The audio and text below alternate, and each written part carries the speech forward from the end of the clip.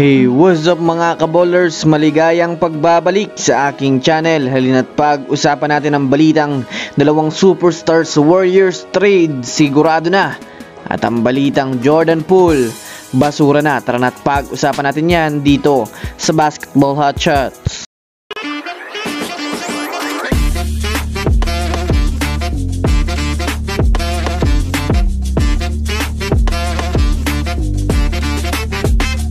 Una nga muna tayong dumako mga kabowlers patungkol kay Jordan Poole sa Washington Wizards. Sa kasalukuyan nga po mga kabowlers ay marami na nga po sa ngayon ang bumabatikos sa ipinapakitang laro ni Jordan Poole sa kupunan ng Washington Wizards. Para nga po mga kabowlers sa kaalaman ng lahat mga kabowlers, si Jordan Poole nga po sa ngayon ang player na may pinakamataas na minus. Well, ito nga po ay mayroong negative 343 na kung susumadayan nga natin mga kabowlers, siya ngayon ang may pinakapangit na performance at connection sa kanyang team sa liga.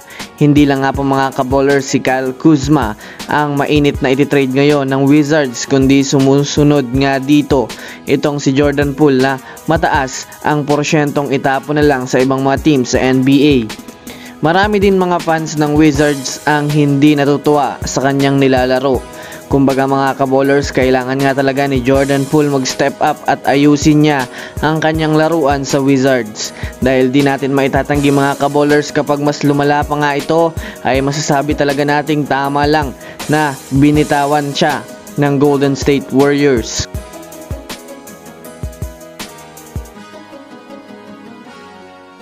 Samantala, dumako naman tayo ngayon mga kabowlers sa balita patungkol sa kupunan ng Golden State Warriors.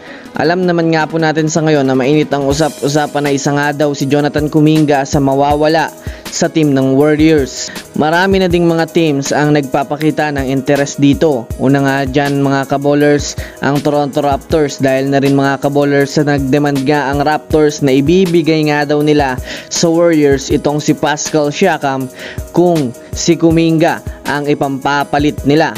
Pangalawa naman mga kabowlers ay ang team ng Chicago Bulls. Ibinalita nga po mga kabowlers na mataas ang chance na mapunta na din sa Warriors itong si Zach LaVine kapalit ni Jonathan Kuminga. Yes mga kabowlers, isa nga po sa dalawang superstar ang may mataas na chance na bumagsak sa Warriors. Ito nga ay si Pascal Siakam o di kaya ay si Zach LaVine. Well, kung susumadayan nga natin mga kabowlers, magdedepende na lang ito kung sino ang gustong i-pursue ng Warriors, kung si Zach LaVine ba ang makakatulong kay Stephen Curry o si Pascal Siakam ang nakikita nilang magandang ipang tatandem dito. Kaya labas nga mga Golden State Warriors fans, ano sa tingin nyo ang mas makakabuting superstar sa tandem ni Stephen Curry at ni Klay Thompson? So that's it for today's video mga kabowlers. Yan lang ating pag-uusapan sa ngayon. Pindutin ang subscribe and hit nyo na rin ang notification bell para sa mga susunod na updates sa mundo ng basketball. Again, this is Basketball Hot Shots. Thanks for watching.